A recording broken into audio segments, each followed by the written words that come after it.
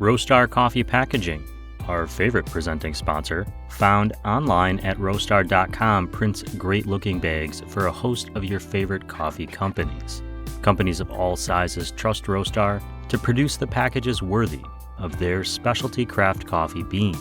At Roastar, it's their mission, it's their ethos, to help their customers tell their stories, big or small. Head to roastery.com to learn more about their quick turnaround times, digital printing, and small print runs. You can also use their new design lab to create an entirely new package in the blink of an eye. In short, Roastar can help you. And on roastery.com, you can start with a quote and end with the perfect coffee bag to share your story. Now, on to the show.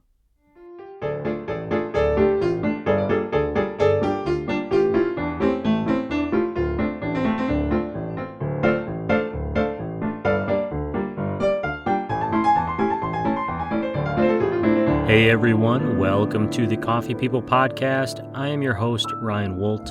This show is presented by Roastar Coffee Packaging, found online at roastery.com. They also do packaging for sweets and chocolates and snacks and that sort of thing, but coffee is their primary game. This show, the Coffee People Podcast, is part of our Roast West Coast Coffee Network. You can go to roastwestcoast.com to find recaps of this show and our Coffee Smarter podcast, and so much more. If you're tuning in and you haven't poured yourself a fine cup of coffee yet, now is the time to get started on that. Today, we're chatting with Brad Lepper, founding president of Council Oak Supply Company in Sioux City, Iowa. And by today, I mean literally I spoke to him months ago. He was actually the very first interview I did for season 12 back in September. And somehow, this has ended up being the last episode we're releasing in season 12. I can't explain, other than there was a calendar snafu, a load of content that we brought in, and then a weird anxiety about opening this file. It was an entrepreneurial mental health roadblock I set up for myself, and more on that later. In the short term, there's no way for me to truly apologize to Brad for the delay in releasing our chat, other than to encourage you to head to counciloaksupply.com on the internet. Check out all the services they offer other coffee businesses, and maybe buy a few bags of their coffee. I've had it, and I'd definitely have it again. Today, though, I'm drinking the very last espresso shot of Yeah No Yeah coffee that I have on my shelf. Link to that coffee collaboration with Relative Coffee out of Minneapolis is in the show notes. I know I'm biased, but obviously I'm a huge fan. This espresso shot is so creamy, and a blend of sweet and salts and bitter and everything perfect about coffee. So it's been a minute since we got started, and by now you should have coffee in your cup. I did warn you at the top to get started. If you don't, that's on you. But you still have just one more second before this Coffee People conversation with Brad Lepper of Council Oak Supply Company in Sioux City, Iowa.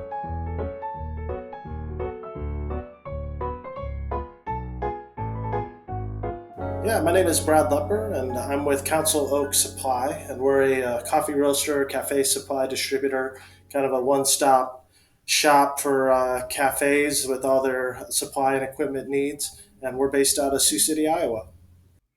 Sioux City, Iowa, which I just was in this summer. I got a chance to stop and see you, and I'm going to ask you about a bunch of your background and all of that stuff. But before we do, I want to point out that you have the most beautiful building, and I know that you were pretty instrumental in the renovation and the finding of that building and everything. It's a big brick building in Sioux City. I'm wondering, and I'll share photos if anyone's listening on the newsletter and that sort of thing, but could you tell me what it was like to walk into that building before anything was done? And were you Yeah, able to see, this beautiful future? yeah, we got lucky that the top floor of kind of the main portion of the building had never really had anything done to it. So when you would walk in the front door back when we were looking at it, it was all infilled with 1950s era offices and tile. Like the asbestos tile flooring, and it just it looked like every plumbing warehouse in the 50s. But we kind of wound around and went upstairs, and it was the old original brick walls, and you could see the original wood posts and the original wood floor that was certainly dirty, but you could see what it was. And so that was where it's like, oh, this building could be quite a bit more than it is today. And I don't think at the time I necessarily understood the full scope of what that would entail and how much work it would take. But we're very happy with the way it ended up, and we're blessed to be in a facility like this. From the time that you walked in and you signed the paperwork and this building is yours to the point you're at now, where you walk in, you have this beautiful tasting room and you can see a roaster off to the left, and then you have your office spaces upstairs. How long was that process? We bought it. It would have been. I remember it was like January, I think of 21 that we bought it, and so we worked on it basically for about 17 months um, of renovations here. So it was a lengthy amount of time. It could have gone faster, but like you alluded to earlier, we did a lot of the work ourselves, and I spent many hours chipping plaster off the wall and tearing lath and plaster off of the ceiling, and went home far too dirty many days in a row. But yeah, it was a long process, but it turned out great, and we love it. That old saying about blood, sweat, and tears becomes more real when you do the work yourself, It in a literal does. sense, in some It case. does. Well, let's rewind a little bit, Brad. I'm wondering if you could give us a little bit of background, who you are and if you have a first memory or experience with coffee that made you kind of think this is an interesting world. I'm going to see where this goes. Yeah, my first memory with coffee would be one that made me think I never want to drink this, which is growing up in rural Iowa with grandparents on both sides that farmed. And so the coffee pot was put on at around 3:30 in the morning, and there were multiple batches of either green or red Folgers cans that I can recall as a kid, and so that was my first experience with coffee, and it wasn't a great one. And so for most of my life, I would have casual coffees at Starbucks and get way too much sugar put in it to make it palatable. But I didn't ever really get into specialty coffee until later in life when I got into the real estate business with some apartment buildings and that thing, and kind of started my entrepreneur journey there. And then I ended up buying a little laundromat, and then came across an old Burger King that had closed down not far from our little house here in Sioux City, and thought it would make a great spot for a laundromat. But it had a drive-through, obviously, as a Burger King. And so I reached out to lots of different people to see if somebody else wants to put a coffee shop in and run it. And I called down to my aunt who lived down in Lincoln, Nebraska, and she had a coffee shop down there at the time. And so I called her to say, hey, why don't you come up here and run a shop?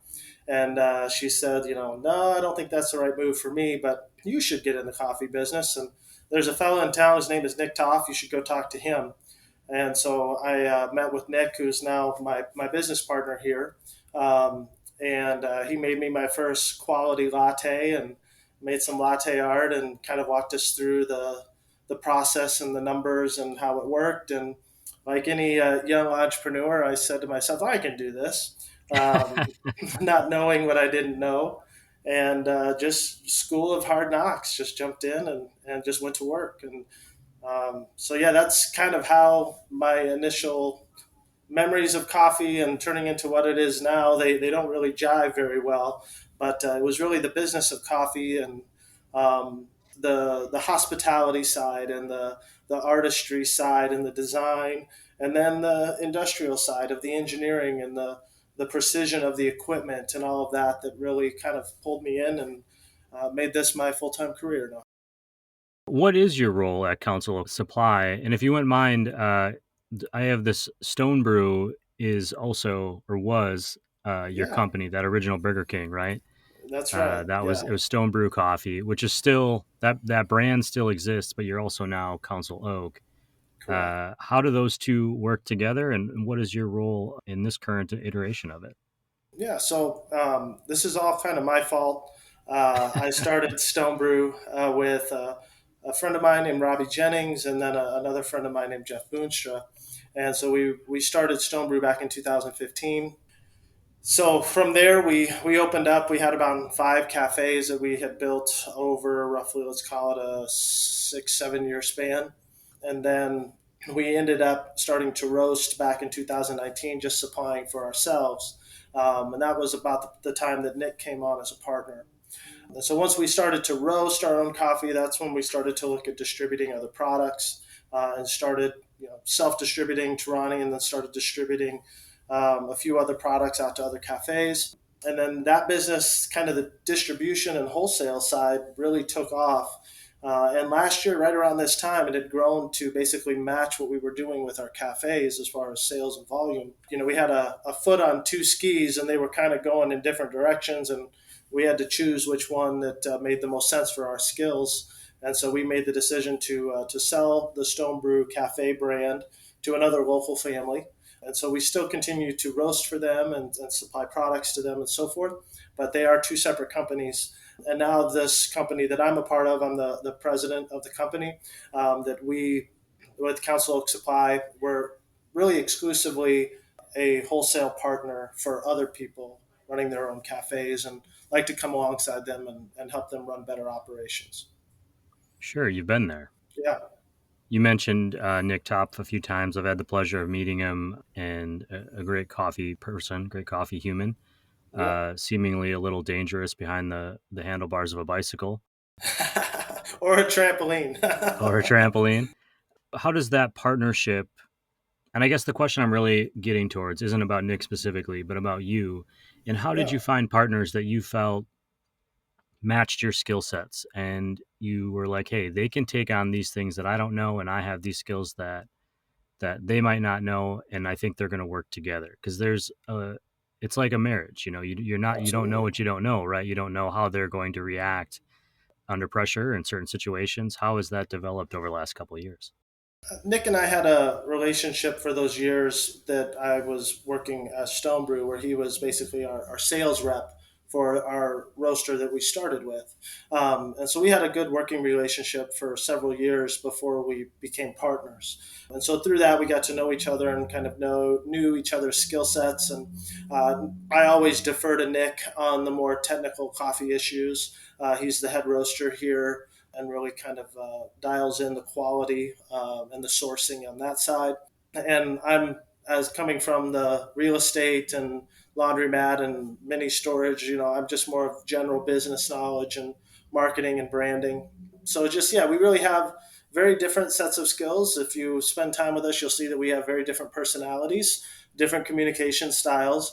But this, in the same way that in a marriage that opposites attract, it can be the same way in business relationships, where you can find another person who really, that you complement each other, and you're able to kind of pick different roles in the company and work together well. And it's been going great so far.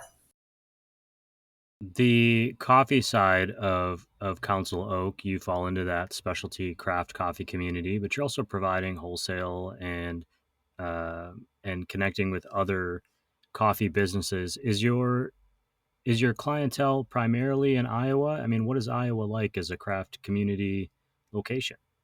It's certainly growing.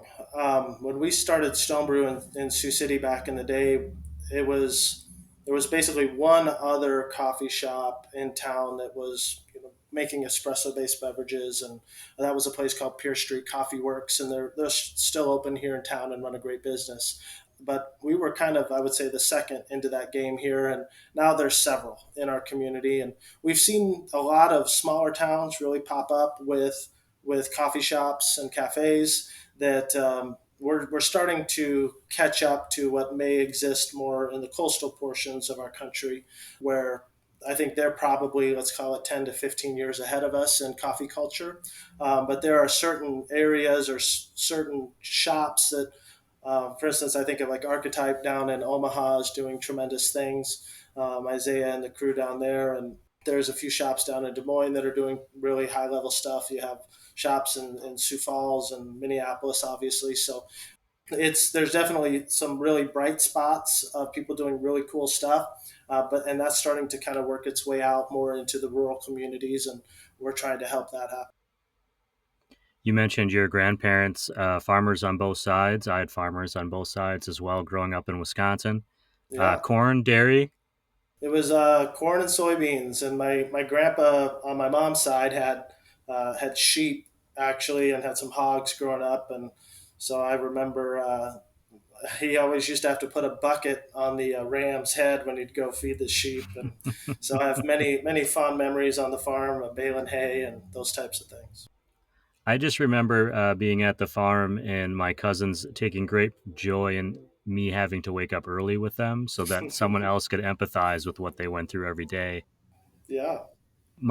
The reason I bring up the farming component of it, and Iowa and the Midwest in particular, is it's already a community of makers. They wouldn't Hmm. necessarily refer to themselves as that, at least in my grandparents' generation, but it's people who are comfortable working with their hands and figuring out problems. And so Exactly.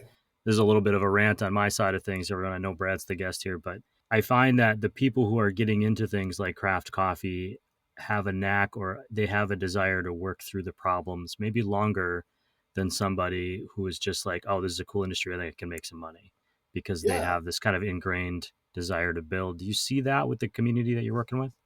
for sure. And a farmer might not admit to this or see this in what they do if you were to ask them right up front. But there's a bit of artistry, there's craftsmanship, there's creativity, there's ingenuity. All of those things go into to farming, in order to improve the operation, but also in rural communities. And there's a lot of farmers that really take pride in the way that their farm looks and the quality of their product. And I know, like, my grandpa would walk the end rows of his fields, and would pull weeds because he didn't want the other farmers driving by and seeing weeds in his field. And so there's that kind of presentation aspect of it as well, and branding. That these are all things that are existing in these farm operations that maybe don't immediately or easily reference each other in like a hospitality business, but it's the same mindset and it's the same way of thinking in really any entrepreneurial endeavor. And farmers are kind of the OG entrepreneurs. I think people that grow up in farming communities or near them, where they're passing through them, even if they're not part of that, have a bit more awareness than the rest of the larger population about where food comes from, Oh generally yeah. speaking. Yeah. And I'm wondering if that perspective impacts your sourcing of coffee at Council Oak. Is that something you guys discuss because you have an awareness of what's happening on the other side of that? Yeah, we purchase nearly 100% of our product is certified organic. Most of it is also fair trade certified. And these are things that just help us tell the story to the people that we sell to, the cafes that we provide to, that they can feel comfortable and confident that everybody from the farmers to the mills, that everybody was treated reasonably fairly in the process of getting that coffee to them. And so I think that that's understanding the amount of work and effort that it takes to grow a crop and harvest it and take it to market and deal with the fluctuations in the commodities markets and the unknowns of the weather. Yeah, we understand what the producers go through, and hope to honor them with how we purchase and how we roast their coffee and how we sell. You've started offering up education, YouTube channel, and I know that was something we kind of briefly chatted about in person. Just kind of a desire to share some of the things you've learned. What motivates that? Why add that onto your plate of all the things that you're already doing? Yeah, I'm really passionate about cafes and about the business of coffee shops, and I think it's an area that is kind of underserved in our industry, which is really the business side of what we do. If you want to watch a video about how to dial an espresso, and you type that into YouTube, you're going to see all kinds of different content there. But if somebody's wanting to understand how to dial in their cost of goods sold or save money on labor or how to effectively market their shop, those types of things, that information's maybe not as readily available. And that's the side of it that I'm most passionate about. So it's something that I'll talk about for free to no end, and so it just made sense that it would be something that I would make an effort to create some content and hope to provide some value to people in that area. What are skills you think serve an entrepreneur? I noticed that outside of coffee, when I Google you, I come up with all these links for lifting, powerlifting, I think is the thing. But I'm wondering, what are things that you've learned that you think are essential for somebody just starting out and dreaming of that coffee shop? Um, I think you have to be creative. You have to be a self motivator. Having an idea to do something, that you kind of get that period where you have kind of this high of the idea, you just really ride that wave. But that wave inevitably kind of comes down, and you've got to continue to work through that, right?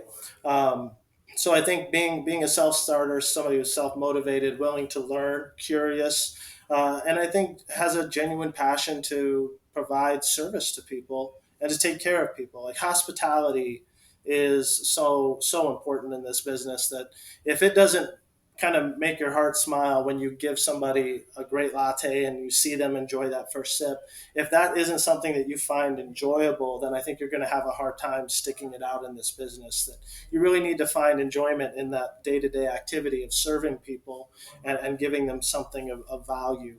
Kind of a long-winded answer to that, but yeah, I think all of the things that it takes to be a great coffee operator are in those things. Well, I think it's an interesting comment to say that you have the high. As a burgeoning entrepreneur, you have to qualify your own ideas. Is Yeah. this an idea that I'm going to be able to sustain even when the high is gone? And that can Yes. be hard to be honest with yourself about, when you get excited about something. At least for me, Yeah. Absolutely. I have notebooks filled with ideas that I didn't follow through on because they weren't the right one for whatever reason. But in the moment that I wrote it down, I know I was thinking, "Oh, this is it. This is the thing." Yep. There's a great book on that, by the way. It's called The Dip. I think Seth Godin wrote it. It's called The Dip, DIP, and he talks about that in entrepreneurship that you kind of have to understand that are you in that dip before you start to climb, or are you heading for a cliff that goes nowhere?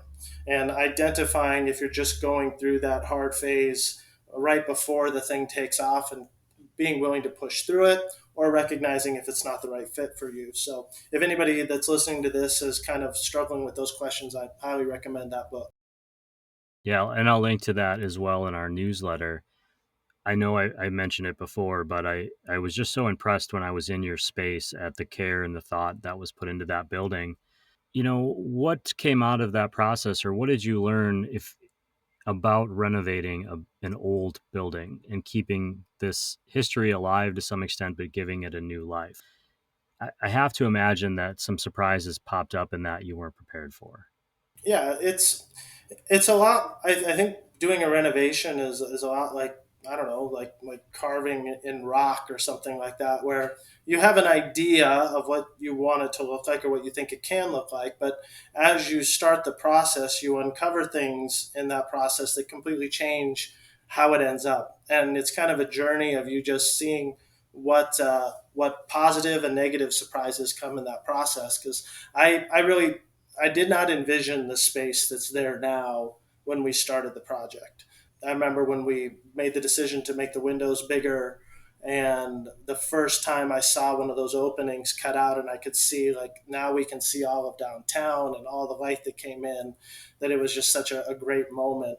And I remember when we pulled the lath and plaster down and sandblasted the old timbers and how well they cleaned up. I had no idea that they would clean up that well. It was just kind of a happy accident of just kind of working your way through it and finding those gems. So yeah, in those processes, I think you just kind of have to see there's a base level of possibilities in a building or in a project, and then you just got to go to work and uncover them and not be option blind. Seeing options when they come to you, and being flexible with your vision for the project and seeing an opportunity to make a little change that really makes a positive benefit in the end. How does Council Oak fit into the greater coffee community? You serve, and what I'm asking, I think, is to clarify what is it that you're providing to coffee businesses besides just wholesale coffee? You mentioned that you became a distributor. What does that entail for people listening that might be in that world or in that market, in that community, thinking, I want to do this? Yeah, so we're a place that if you show up with a big enough vehicle, you can drive away with a coffee shop. Everything from the coffee to the cups to the lids to the equipment. You literally could leave our building with a functioning coffee shop. Um, and so we've tried and bring our experience in building multiple cafes and running them for years to help people who are either completely new to the coffee business or people who have maybe just jumped in and haven't had much time to network in the community to hopefully bring them not only good products that we feel good standing behind and that we're confident in the value of those products, but also how to use them and how to get the best value out of those and make the best product in their cafe and hopefully grow their sales and provide themselves with a good living. So I think that's we're passionate about the coffee, but more important, or I would say equally, or maybe a little bit more, we're passionate about the people. Like we don't make great coffee for the sake of the coffee in the cup. We make great coffee so that the person who enjoys it gets that experience, right? It's that connection between people. It's that human experience that we really value and we get excited about. And coffee is a channel to get there. So we try and bring the experience and the products and those things to help people start and run better coffee shops. You've been continually pushing forward in your entrepreneurial career. When I look at the timeline from laundromat to multiple cafes to Council Oak Supply, it's fairly quick. What does the future of Council Oak Supply look like to you? Yeah, I think we keep growing. We've doubled pretty much every year that we've been in existence, and this year will be close to that. So we're having a good year. I think we've been largely a regional player, but we're starting now with our shipping relationships to really kind of branch out across the country. That we're serving shops in Texas and Louisiana and Tennessee and Pennsylvania, and I talked to one in Arizona today. So we're not just handling, Iowa and the immediate surrounding states. We're kind of branching out nationwide and trying to build systems. Not only we've moved all of our ordering online, so all of our catalog and all of our account management is all done through our website now. And then we've also developed stronger relationships with our shipping partners that almost all of the Midwest for us is an overnight delivery that is a part of our standard shipping, and we're roughly 2 to 3 days for almost all of the rest of the country. So just kind of continuing to try and build relationships and expand out from just regionally here around Sioux City. That's always something that I think gets overlooked when people are starting coffee businesses in the Midwest. There's this extra shipping effort to get coffee from a port somewhere into your location. Yeah, And that adds time and a little bit of expense, and how you work around that is a I was going to say strategy, but it's just another business concern you got to think about in that location. Every geography will have its own challenges. When you're out and about and a new coffee shop opens up, they probably bought supplies from you in Sioux City or nearby, but you go there for the first time. What are you going to order? it depends. If they have pour over, I might try that. I always, coming from my background of not being a sophisticated coffee drinker, I still love a great mocha. So I always kind of will judge some of those things on that. But you can't typically nail me down on an individual drink. What I drink every day here is I love to do a triple shot 12-ounce latte with honey and a little bit of cinnamon. And that's my morning jam. But there's always lots of other caffeine opportunities that pop up through the day. And it's funny because it's like I know that in third wave coffee and in all that coffee is, that adding something like honey to your coffee might be frowned upon by some people, but it's kind of the journey that I went on, and if I get the same drink every time, besides drinking the espresso straight, it helps me to make sure that the flavor is correct and the things that the shot tastes well balanced. And I can get that with drinking a straight shot of espresso, but I don't enjoy that as much as I do with the milk, with the steam milk, and with a little bit of that sweetness added to it. So I guess I don't make too many apologies for enjoying the coffee the way I enjoy it. And that Midwestern honey is pretty damn good. I'll have to We get you use some that. from our family beehives. That'd be awesome. Did I miss anything today that you want people to know about you, about this effort that you're putting forth? Yeah, if people feel so inclined, they can follow me on. I'm on TikTok, YouTube, Instagram, Facebook. Just look up Brad Lepper. It's me, and then there's a fellow with the same name who's a hardcore archaeologist out of Ohio. So don't get confused. Unless you're into archaeology, then that might be a great find. But yeah, I'm the coffee guy. So yeah, people can follow on there, and if there's anything we can do to help them out in their cafes, or if they have questions about starting up coffee shops. I'm always happy to take phone calls and emails and have conversations on the topic. Brad, I really appreciate you taking some time this afternoon to chat with me on the show, and I feel like I got more advice out of you than I normally would ask out of someone, but it's only because when I talk to you, I think this is a guy who kind of knows how to get stuff done. So I certainly appreciate the time. Well, it was a pleasure. Thanks for having me.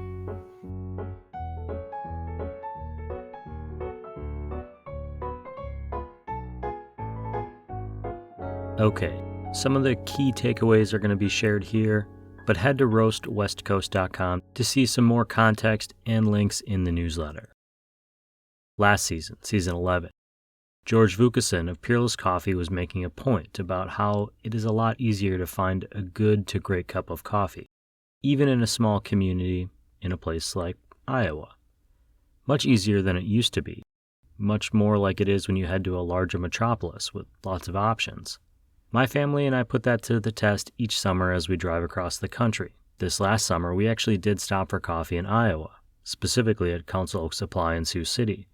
And I can attest that George was right. You can definitely get a great cup of coffee in Iowa. When I was passing through, I had one brewed by Brad's partner at Council Oak, Nick Topf. That coffee was good. And the building. What a lovely piece of architecture. But back to our show. Brad's first memory was a common one. He tasted a Folgers at the family farm, and it wasn't for him. It was only later in life, when he had become an entrepreneur, that he was introduced to specialty coffee. He purchased that old Burger King building to turn into a laundromat, but the building came with a drive-through window, which he thought might work as a cafe. When he couldn't find an operator, his aunt suggested that he do it himself, and introduced him to Nick, his now partner in Council Oak Supply. At Council Oak, they roast coffee, and they distribute equipment as a wholesaler, in addition to operating their own tasting space. It is a key to a successful business relationship to find a partner who complements and perhaps enhances your skills, as Brad has done with his business partner and the head roaster, Nick Topf.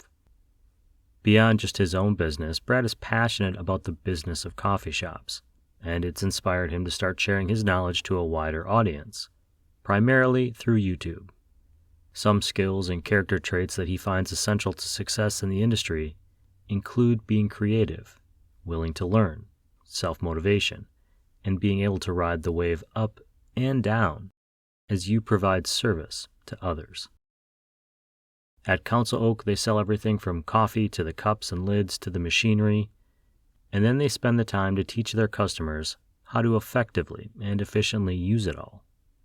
Brad joked that if someone had a big enough truck, they could leave their building with an entire coffee shop in the back. At Council Oak, they're passionate about coffee, and equally, if not more so, passionate about the people behind it. Finally, to clarify, Brad Lepper is not the archaeologist with the same name. He's the coffee guy. You can learn more about Council Oak Supply online at counciloaksupply.com or follow their social media at Council Oak Supply. You'll find all the links in this podcast episode's show notes or in our online newsletter at roastwestcoast.com, where we'll also share Brad's YouTube channel and some photos from our visit to Iowa.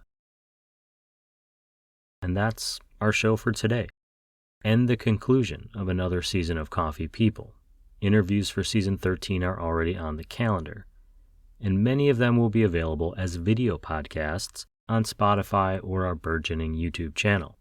If you've enjoyed or been inspired by an episode of Coffee People, it really helps us if you tap the follow button on this show and give us a few stars on whatever platform you're listening to us.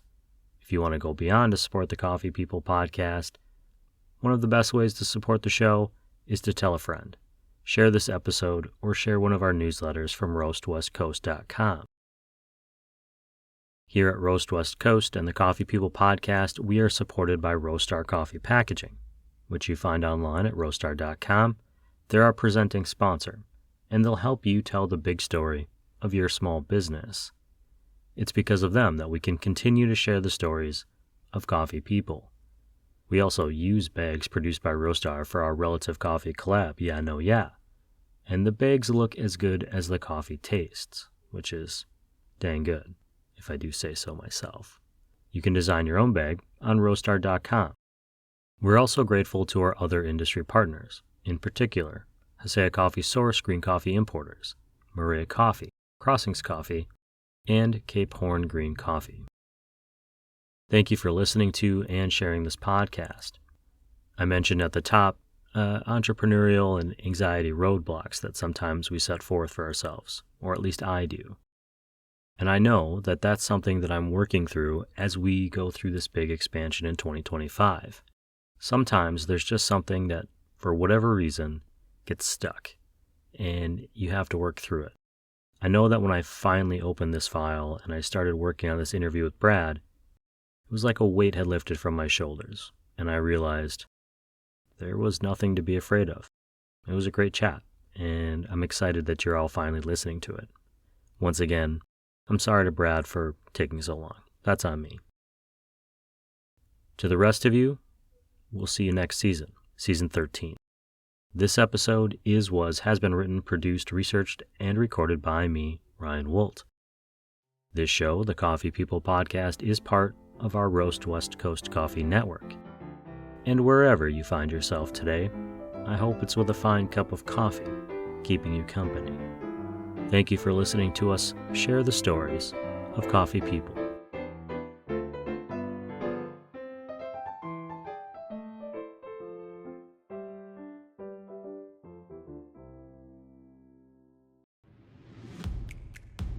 If you are in the early stages of your coffee journey, we want to support you. Check out the Coffee Smarter Education podcasts. Coffee Smarter is designed to enable coffee drinkers to brew a better cup of coffee at home. And Coffee Smarter Pro covers industry-specific topics for baristas, roasters, shop owners, and aspiring coffee professionals. You'll find both shows on your favorite podcast platforms or on our website at coffeesmarterpodcast.com.